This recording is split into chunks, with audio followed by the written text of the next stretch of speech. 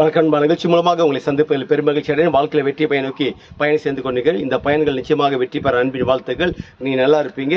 இப்போ இருக்கிறத விட 1000 மடங்கு அதிகமாகும்படி சேனையின் கர்த்தர் அவர் சொன்னபடியே உங்களை ஆசீர்வதித்து உங்களை உயர்த்தி உங்களை பெருக பண்ணுவாராக. நல்லா கவனிச்சு பாருங்கள்.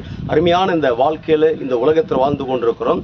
ஆனால் நீங்கள் நானும் எமோஷனோடு கூட, டென்ஷனோடு கூட, கோபத்தோடு கூட வாழ்க்கையை ரன் பண்ணக்கூடாது. இன்னைக்கு என்னைக்கும் பாருங்க, ஒவ்வொருத்தருமே காலை எந்திரிச்சோடனே ஏகப்பட்ட டென்ஷனு, இரவில் படுக்கும்போது ஏகப்பட்ட பிராபலங்கள், கோபங்கள், எமோஷன்கள், இதை மேக்ஸிமம் நீங்கள் தவிர்க்கிறது ரொம்ப நல்லது. மனதுக்கும் சரீரத்திற்கும் மிகப்பெரிய நல்லது. சரிங்களா? சரி, ஏன் இந்த எமோஷன் டென்ஷன் வந்துருக்குன்னா 3 காரியங்கள் பாருங்க. ஒன்று, தன்னை சரியாக புரிந்து கொள்ளாதனால தான் தன் மேலே கோவப்படுறது.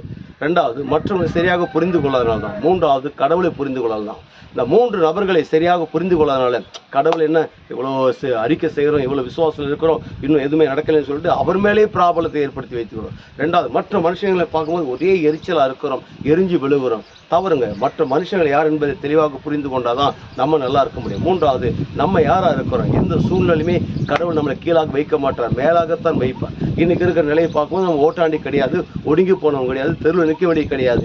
இந்த உலகத்திலே மிகப்பெரிய அளவு உயர்ந்திருக்கும்படியாக தேவன் நம்ம வைத்திருக்கிறார். இன்றைக்கு ஏதோ சில காரியங்கள் நடக்காமல் இருக்கலாம், நன்மைகள் இல்லாமல் இருக்கலாம், ரொம்ப ட்ரையாக இருக்கலாம். இதை வைத்து வாழ்க்கையில் கணக்கு போடாதீங்க. இப்படி புரிந்து கொள்ளும் போது என்ன உண்டாகும் என்றால், வாழ்க்கையில் நீங்கள் செய்கிற வேலைகள், தொழில்கள், வியாபாரங்கள், பிஸ்னஸ்கள், அல்லது நீங்கள் செய்கிற ஊழியங்கள், நீங்கள் செய்கிற அரசியல்கள், என்னென்ன டிபார்ட்மெண்ட்டுக்கு அத்தனை டிபார்ட்மெண்ட் கொடிகட்டி பறக்கும், உயர்ந்திருக்கும். அப்படி உயர்ந்திருக்கும் போது என்ன இருக்கிறதுனால், ஒட்டுமொத்த உலக நாடுகளுக்கு நம் ஆண்டவர் இயேசு கிறிஸ்து உங்களை கடன் கொடுக்கும்படியாக வைக்கிறார். நீங்கள் வற்றாத நீருற்றை போல் இருப்பாய் என்று சொல்லி உங்களிருந்து விடைபெறுகிறேன்.